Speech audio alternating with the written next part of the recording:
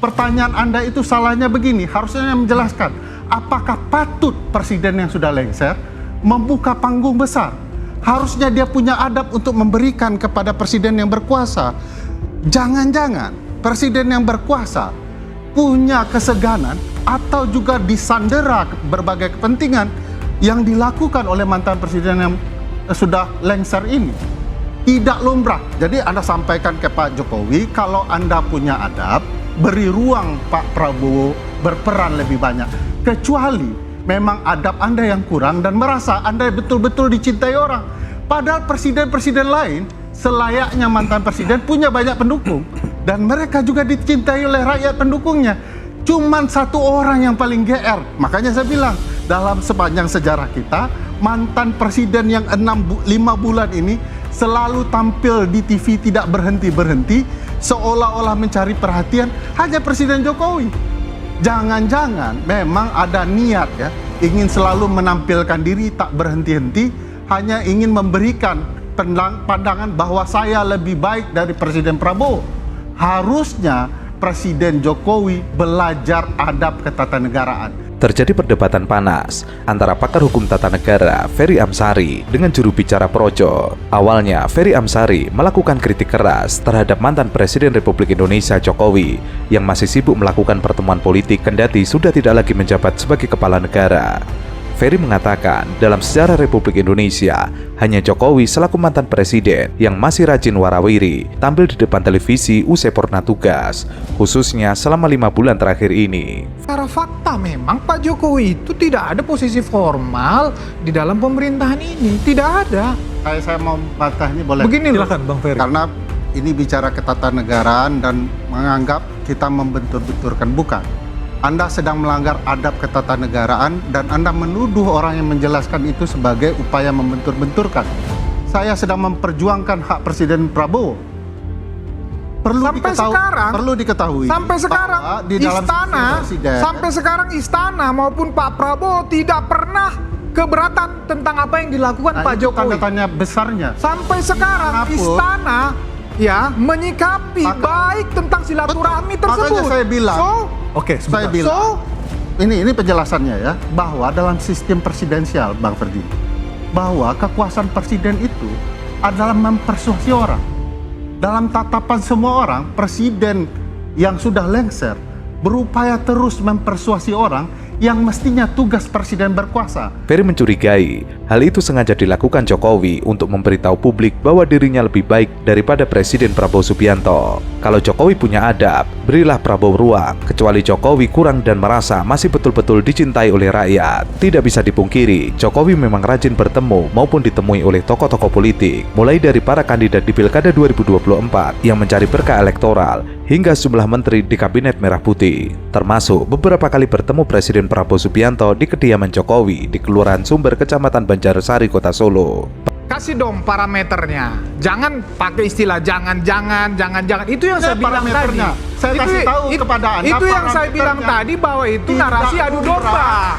Begini loh, saya sepakat dengan Mas Andi tadi. Masih saja begini, sibuk parameternya harus apa yang terganggu di pemerintahan Prabowo Subianto dengan yang dilakukan oleh Pak. Apa yang terganggu di situ? Program-program kerakyatan apa yang terganggu oleh Pak Jokowi? Pak Jokowi selama ini support dan antara support. Ini ya, masih bicara ya. Hari ini juga, per hari ini juga istana mengutus Pak Jokowi ke Vatikan. Udahlah, narasi-narasi adalah narasi adu domba. Jadi pasal 17 mengatakan menteri adalah bawahan presiden. Presiden mana? Presiden yang berkuasa. Hari ini timbul gambaran masih bos saya. Apakah ini mengganggu dalam adab administrasi? Yes. Bagaimanapun tidak boleh ada bos tunggal. Pernyataan seperti ini mengganggu. Saya bilang program mana yang terganggu? Program kerakyatan Prabowo mana yang terganggu? Bukan program mana yang terganggu. Makanya parameternya harus jelas. Prabowo mana yang berhasil yang Anda tanyakan? Yang Anda sampaikan tidak itu ada program hanya di pikiran orang-orang yang tidak suka kepada Pak Jokowi dan Pak Prabowo bersama. Bukan Loh, parameternya harus jelas.